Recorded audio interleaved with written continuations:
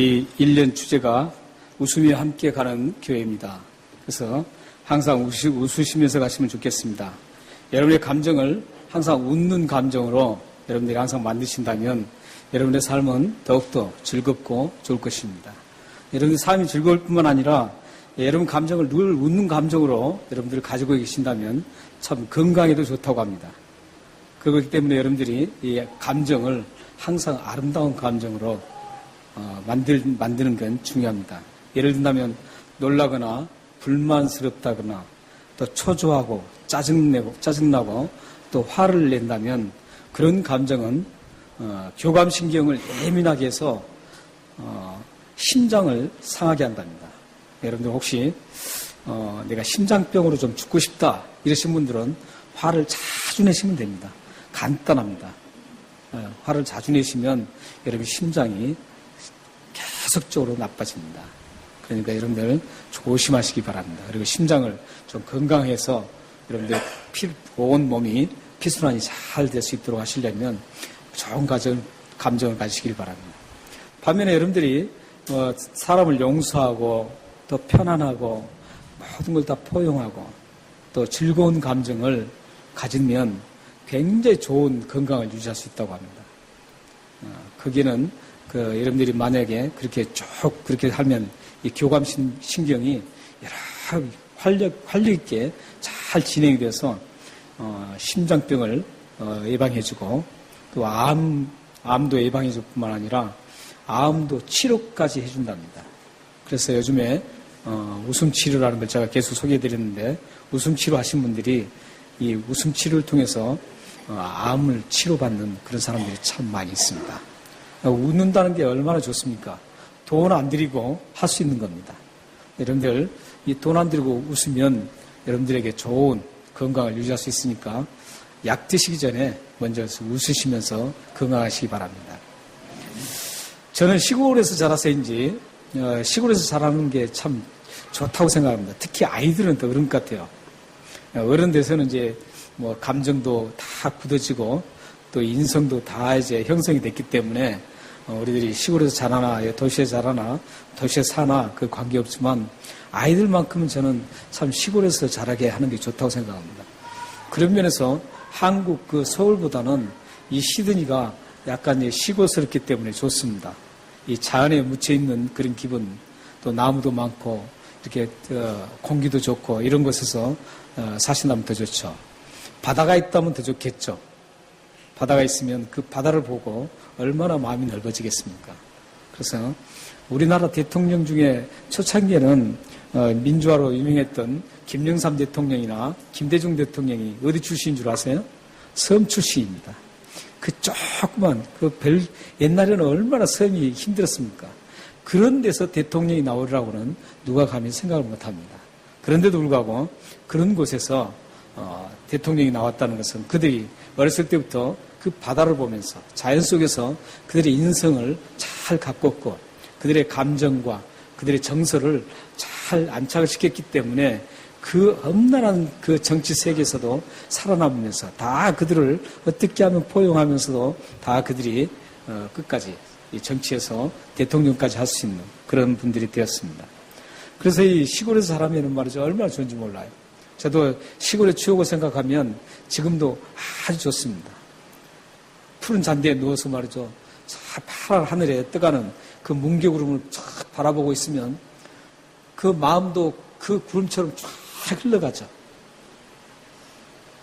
그런 그 동심의 세계, 어린 세계를, 어린 날을 그렇게 우리 아이들이 자라면 참 좋을 것 같아요. 그래서 다행히 시드니는 그럴 수 있는 공간이 좀 있죠. 그러나 이제 시드니보다 여기서 더 들어가면 그런 것들이 더 좋은 그 공간들이 있습니다. 그래서 저도 항상 생각하는 게 조금 목회를 은퇴하면 저 시골에서 조용하게 시를 쓰고 그림을 그리면서 그렇게 살고 싶습니다. 혹시 저를 따라오실 분들은 지금부터 예약을 해주시기 바랍니다. 그래서 이 시골에서 저는 이제 이 말씀을 준비하면서 시골에서 옛날 그 추억 하나가 생각났습니다. 옛날에 떠오르는 게 하나 있었는데 그 암탉이 말이죠. 병아리를 이제 그 부활을 해서 병아리를 막 데리고 다닙니다. 그 노란 병아리, 그 귀여운 병아리들은 막 그 암탉을 쫓아다녀요. 그 암탉을 쭉 쫓아다니면서 먹이가 있으면 말이죠. 이 암탉이 꾹꾹꾹 하면은 그들이 그 소리를 다 알아듣고 막 각자 흩어져서 놀다가도 막 와요. 와서 막 먹는 거예요. 그런 아름다운 풍경을 보았는데 그러다가 혹시 어느 날 솔개가 저 하늘에 싹 다니면은 말이죠. 또 이 암탉이 막 소리를 합니다. 급하게 소리를 하면은 그 놀던 그 병아리들이 말이죠. 쫙 와서 그 암탉의 날개하루로 쭉쭉 들어와요. 그러면 딱 품고 그 암탉이 한참 동안 있습니다.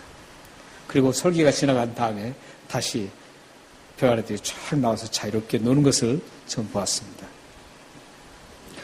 오늘 우리가 이 말씀에도 하나님의 자녀들을 철저하게 보호하시는 그리고 지키시고 또 공급해 주시는 그 주의 날개라는 표현이 나오고 있습니다. 그 7절에 나오고 있죠. 7절에 보면은 주의 날개에 피하나이다 이런 그 말씀이 나옵니다. 이것은 마치 그 병아리들이 그 날개를 쫙 들어오는 것처럼 예수님은 또 그 분명하게 또 말씀하셨어요. 예수님은 마태복음 23장에서 예수님이 이제 십자가의 죽으심을 가까이 온 것을 인지하시고 예수님이 말씀하십니다. 이스라엘 백성들을 향해서 아무리 모든 선지자들을 하나님께서 보내시면서 그들을 암탉이 날개 아래로 품으려고 그렇게 노력을 했지만 그들이 그 품속에 들어지 않고 선지자들을 죽이고 자꾸 하나님 품으로 들어오지 않는 그 모습을 안타까워하시면서 마지막 십자가를 앞두고 지금 그런 말씀을 하신 적이 있습니다.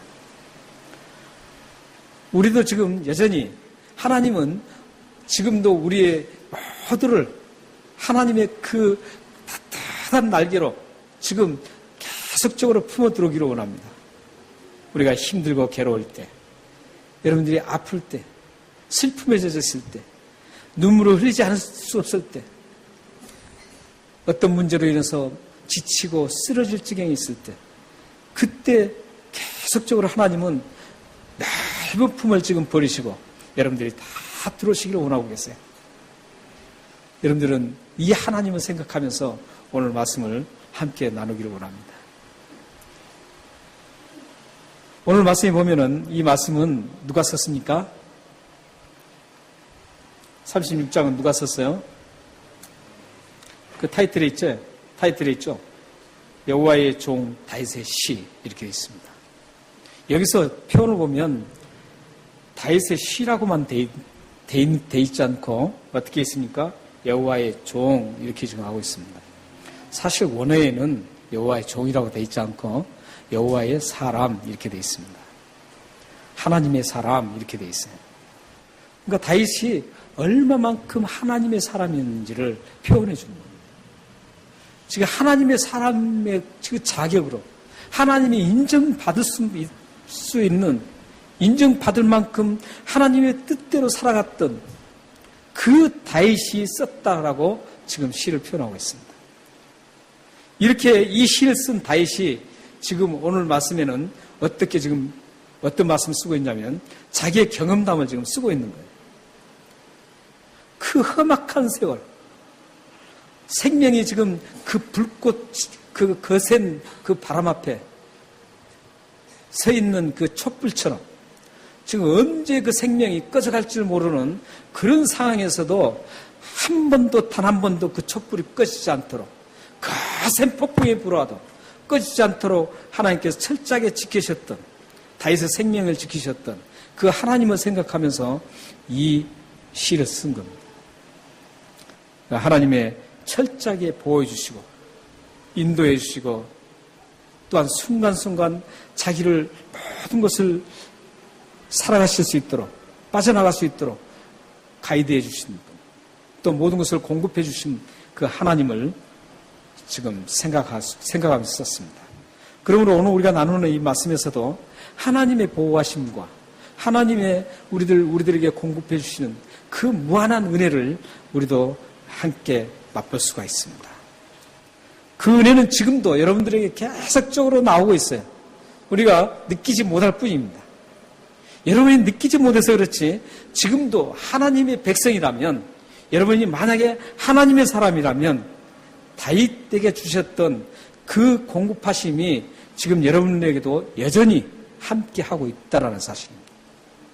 하나님은 예전이나 지금이나 앞으로나 동일하신 분입니다.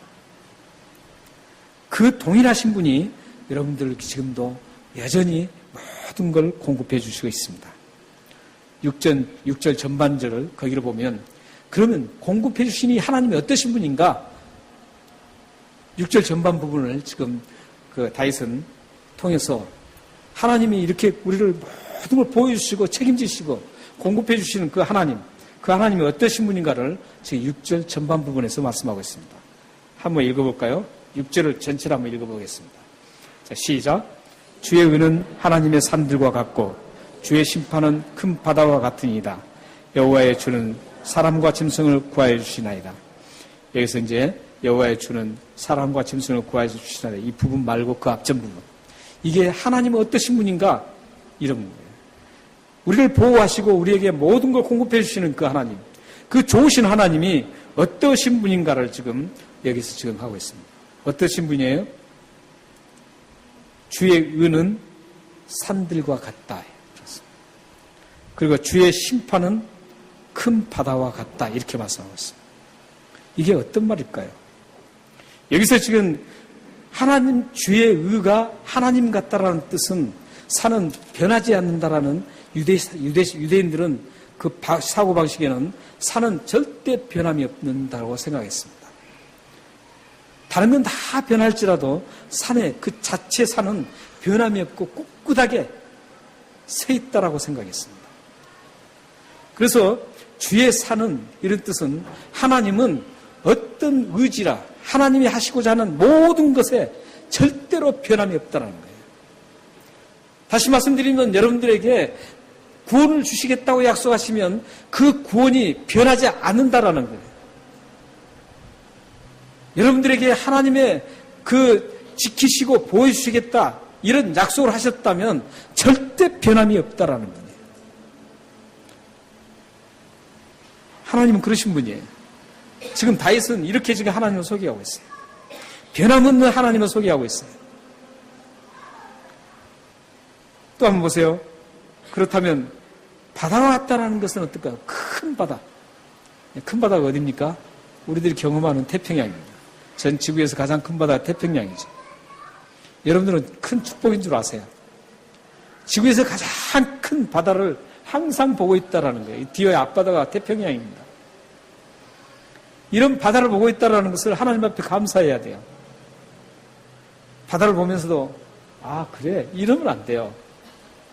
바다를 보면서도 아 왜 저렇게 바다가 파랄까? 사람들이 와서 한탄하니까 그걸 다 받으면서 멍이 들어서 그랬나 보다. 이렇게 생각할 수도 있어요. 그래서 파라졌대요. 여러분들 바다에다가 하소연 많이 하세요. 그러면 하나님이 그걸 다 들으셔요. 그 바다는 계속 멍들어가는 거예요. 바람께. 그 바다를 보면서 얼마나 아름답습니까? 하나님 만드신 저 바다. 그 바다를 보시면서, 큰 바다를 보시면서 하나님께 감사하면서 찬송하면서 그 얼마나 좋겠습니까? 근데 여기 보면 큰 바다라고 하신 이유가 있어요. 큰 바다는 이것을 변형시킬 수가 없습니다.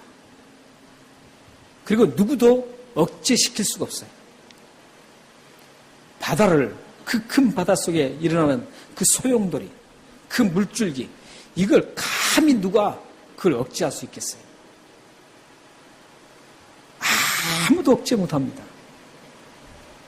저 바다를 누가 가서 그 파도를 갖다가 파도 못 오게 잔잔하게 만들 수 있겠어요? 아무도 없습니다. 하나님 외에는 가능하지 않아요. 변형을 시킬 수도 없고 억제시킬 수도 없어요. 하나님이 하시고자 하는 그런 모든 계획들은 누구도 변형을 시킬 수 없다라는 거예요. 누구도 그것을 못하도록 막을 수가 없다라는 거예요. 얼마나 위대하신 분이에요. 사탄도 그걸 못해요. 여러분의 구원 받으셨잖아요. 여러분들 구원 받으셨어요? 받으셨는데 어떤 분은 그래요. 야, 이 구원 뺏기지 않을까? 막 해요. 그 뺏긴다는 건 하나님이 아니에요. 그렇잖아요. 하나님이 사탄에게 주면은 저서 뺏긴다면 하나님 섬길 필요가 없죠. 사탄 뺏기면 사탄을 섬기면 되는 거죠. 하나님은 여러분들에게 한번 주신 구원을 절대 잃어버리지 않습니다. 빼앗기지 않습니다. 하나님은 누구도 하나님의 그 의지, 괴의, 이것을 억제시키거나 변형시킬 수가 없는 거예요. 이런 하나님이시라고요. 여러분들이 지금 함께 모시고 하나님이라고 고백하는 그 하나님이 그냥 하나님이 아니에요. 그냥 여러분의 내뱉드는 하나님, 그런 하나님이 아니라고요. 하나님은 여러분들의 모든 걸, 약속했던 걸 끝까지 지키시는 거예요. 그리고 변형시키지 못하도록, 억제시키지 못하도록 확실하게 그것을 보장하신 분이 하나님이시라고요. 여러분, 그래서 구원, 가장 큰 게 구원이에요. 가장 큰 복이 뭐예요? 구원이에요. 이 큰 복보다 더 큰 게 복이 없어요. 그렇기 때문에 다른 물질이 없어도 더 큰 복을 가졌는데 물질이 없으면 어때요? 더 큰 복을 가졌는데 건강이 좀 잃으면 어때요? 관계없어요. 여러분들 구원을 가지고 있는데 그렇잖아요? 엄청난 비교할 수 없는 커다란 복을 여러분들이 가졌어요. 구원이라는 그 복을.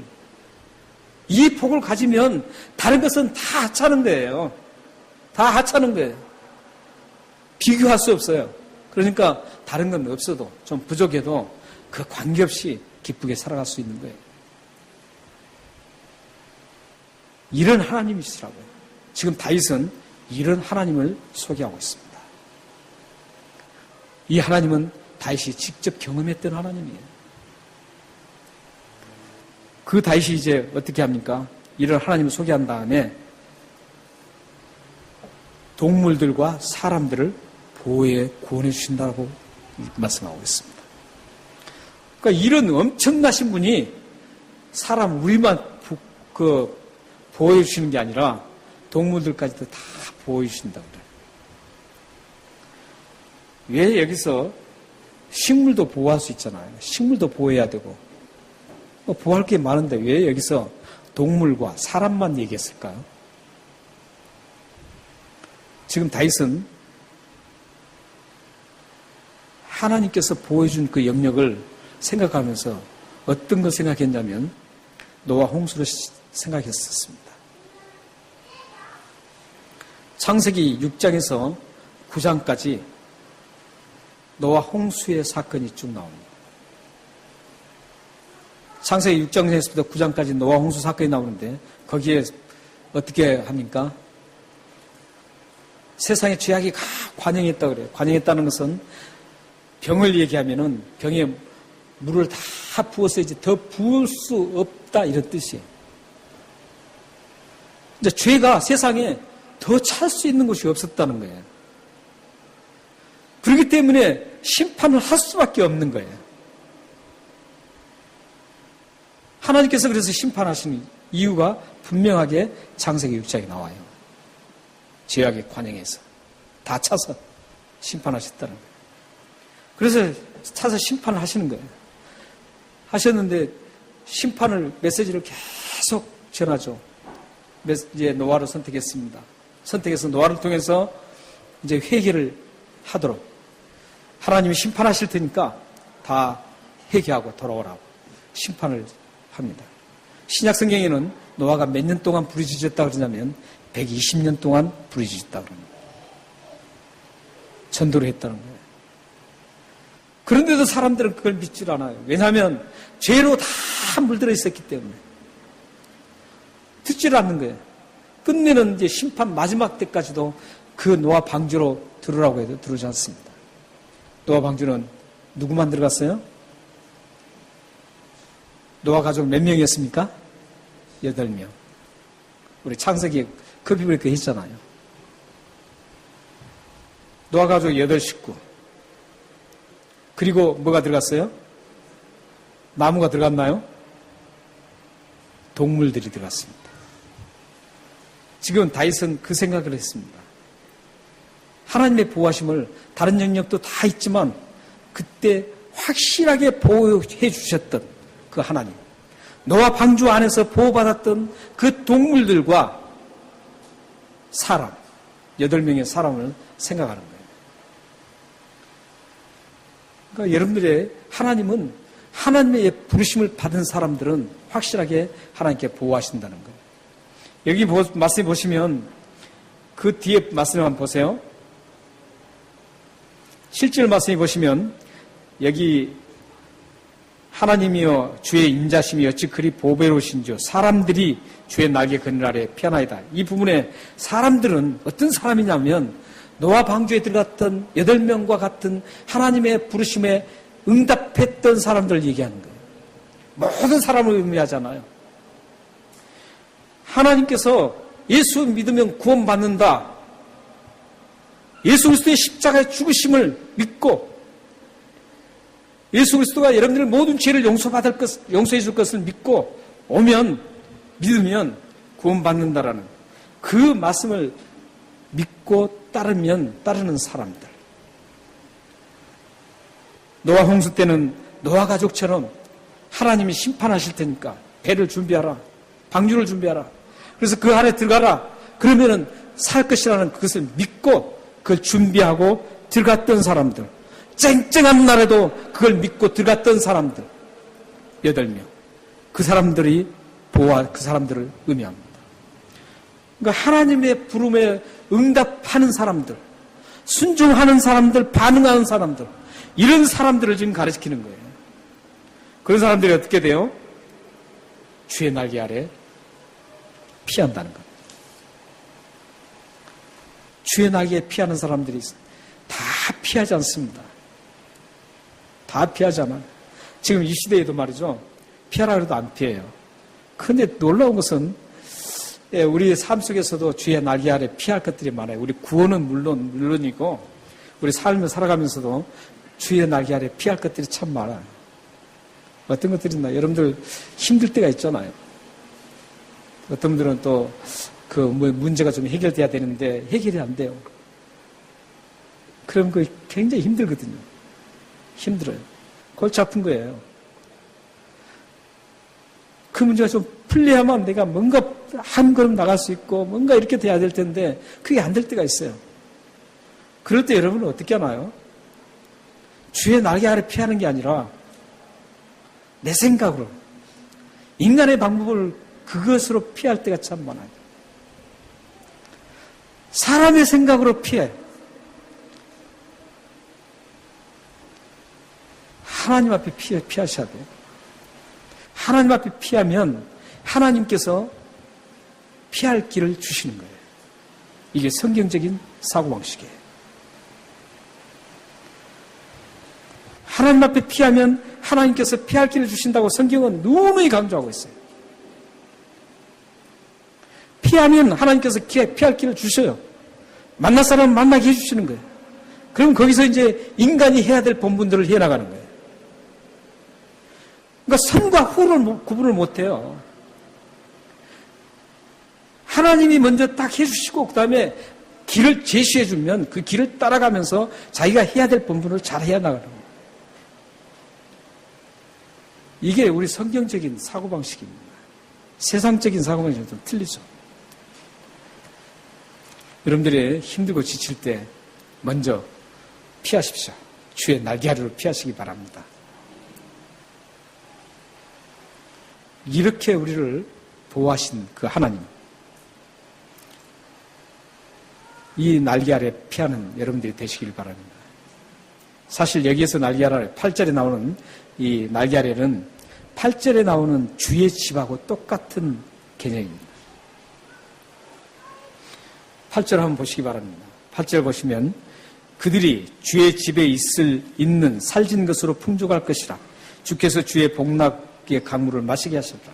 여기 보면 주의 집이라는 게 나옵니다. 주의 집은 이스라엘 백성들에게 주의 집은 어디를 가르친 줄 아십니까? 예루살렘 성전을 가리킵니다. 그런데 이때는 지금 예루살렘 성전이 없을 때예요. 그렇기 때문에 이때 지금 다윗이 지금 시를 지을 때는 예루살렘 성전이 없었습니다. 최초의 성전은 누가 지었어요? 솔로몬이 지었어요. 다윗의 아들 솔로몬이 지었어요. 그렇기 때문에 아직 성전이 완성되지 않은 때, 그럼 성전 이전에 뭐가 있었나요? 성막이 있었어요. 성소. 이동을 했죠. 그것은 언제부터 있었어요? 우리가 출애굽기 커피 브레이크를 지금 하고 있잖아요. 마쳤죠, 이제. 출애굽기 커피 브레이크 하면서 성막을 우리가 배웠죠. 시내산에서 성막을 하나님께서 만들어 계속적으로 그 성막이 완성돼서 그게 다윗 때까지, 솔로몬 시대까지 계속 이어지는 거예요. 그래서 이 성막이 하나님의 집이라는 거예요. 근데 그 성막의 구조가 어떻게 됐습니까? 맨 처음 들어가면 번제단 있고, 그 다음에 물두멍 있고, 그 다음에 성소가 있죠. 성소의 오른쪽에는 뭐가 있어요? 떡상이 있고, 왼쪽에는 촛대가 있고, 그 다음에 휘장 바로 앞에는 분향단이 있어요. 분향단 바로 커튼이 쳐 있고, 그 안에가 뭐예요? 지성소예요. 지성소에가 뭐가 있었어요? 법궤가 있었습니다. 법궤가 있는데 법궤 그 위에 뭐가 있었냐면은 두 그룹 천사예요. 천사의 모양으로 이 날개를 편 천사가 두 그룹이 쫙 이렇게 보호하고 있어요. 이걸 가리키는 거예요, 지금. 두 날개를. 그래서 이 두 날개 가리키는 것은 뭐냐면 하나님 법궤는 뭘 상징하면 하나님 임재를 상징하는 거예요. 하나님의 임재가 있는 곳에는 모든 게 보호를 받는다는 뜻이에요. 그래서 여기서 지금 두 날개라는 것은 여러분의 모든 삶에 하나님의 피하는, 날개 피하면 완벽하게 하나님께서 보여주신다는 뜻이에요. 믿으시나요? 여러분들 어떤 걸 만나도 다 보여주셔요. 최종적인 보호가 어딘 줄 아세요? 최종적인 보호가 뭐예요? 천국까지 천국이에요. 천국이 우리의 최종적인 보호 장소예요. 지옥은 어떤 곳이에요? 반면에 하나님이 버린 곳이에요. 지옥은 하나님의 버림받은 장소예요. 그래서 여러분들이 최후까지 하나님의 보호를 끝까지 받고 살아가실 수 있는 정말 큰 축복을 여러분들은 받으셨어요. 이런 큰 축복을 여러분들이 받았습니다. 믿으시나요? 그런데 이런 축복을 받은 사람들에게 이 세상 삶에도 하나님께서는 그냥 두지 않는다라고 8절에 말씀하고 있습니다. 주의 집에서 있는 사람은 어떤다 그래요? 살진 것으로 먹는다.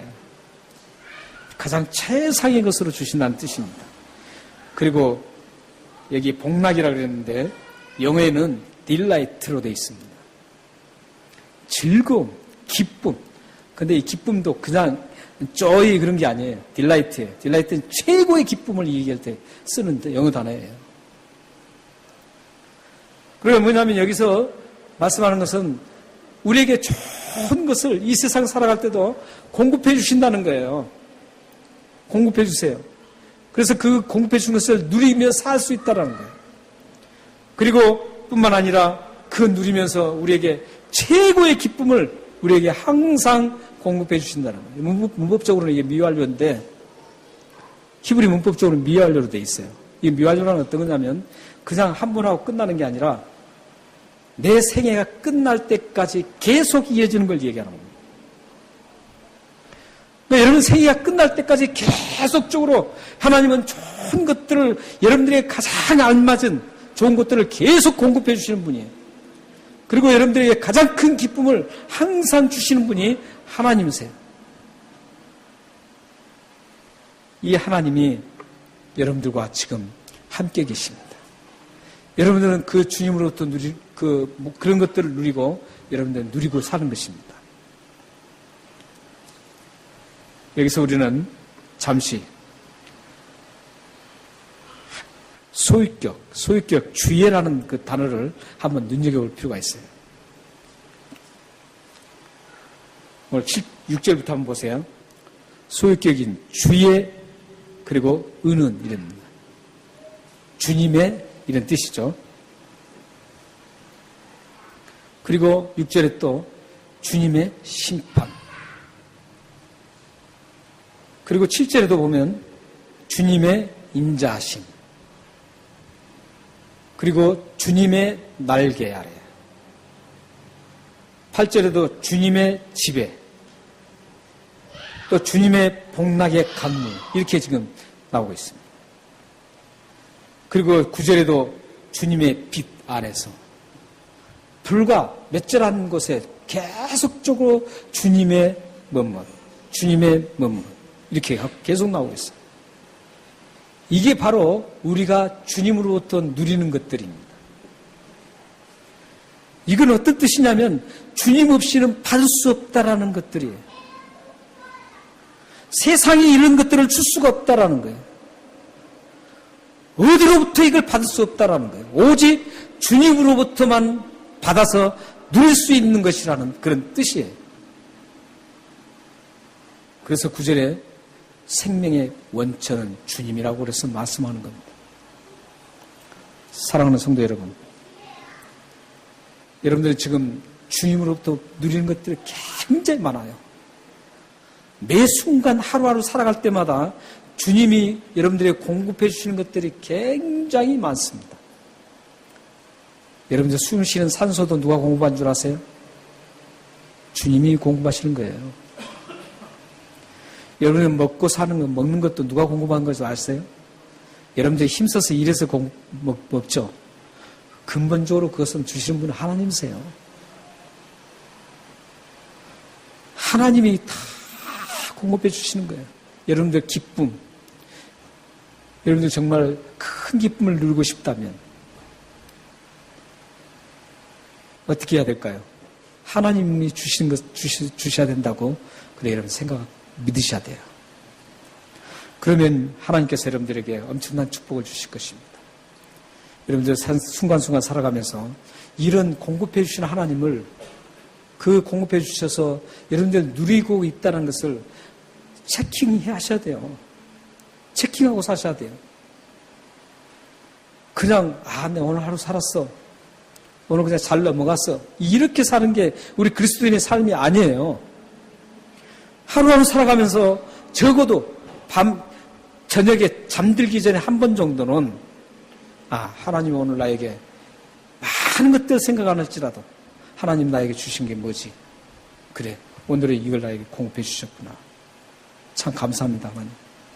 하고 감사하고 끝낼 수는 있어야 돼요.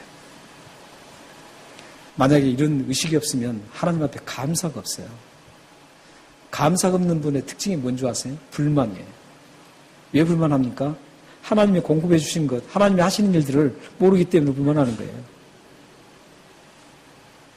하나님이 하시는 것, 공급해 주시는 것을 알면 불만할 수가 없어요. 그렇기 때문에 여러분들이 하루하루 살아가면서 가장 꼭 체킹하고 넘어가셔야 할 것은 여러분의 삶에서 하나님이 나에게 공급해 주신 건 뭔가를 찾는 일이에요. 많이 찾을수록 좋아요. 그러면 감사도 많이 하게 돼요. 내 감사해야지, 감사의 마음 작정한다고 감사하는 거 아니에요. 오늘부터 여러분들이 감사의 사람들이 되려면 하나님이 공급해 주신 그것을 누리고 사는 것을 하나하나 체킹을 많이 하시기 바랍니다. 사랑하는 여러분, 여러분의 삶 속에 하나님이 주신 것 외에는 다 헛것입니다. 그래서 전도서 1장 2절에서는 전도자는 이렇게 말씀합니다.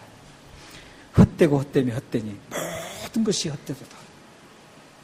모든 것이 헛되네. 이 헛된 것은 뭔 줄 아세요? 하나님이 주시지 않는 것들은 다 헛되다는 그런 뜻이에요. 여러분들이 하나님 주시지 않는 것 다 헛된 것들이에요. 이런 사랑하는 여러분들이 하나님부터 조그만 것이라도 공급받아서 감사가 넘치는 축복의 삶이 되기를 주님의 이름으로 축원합니다. 기도하겠습니다.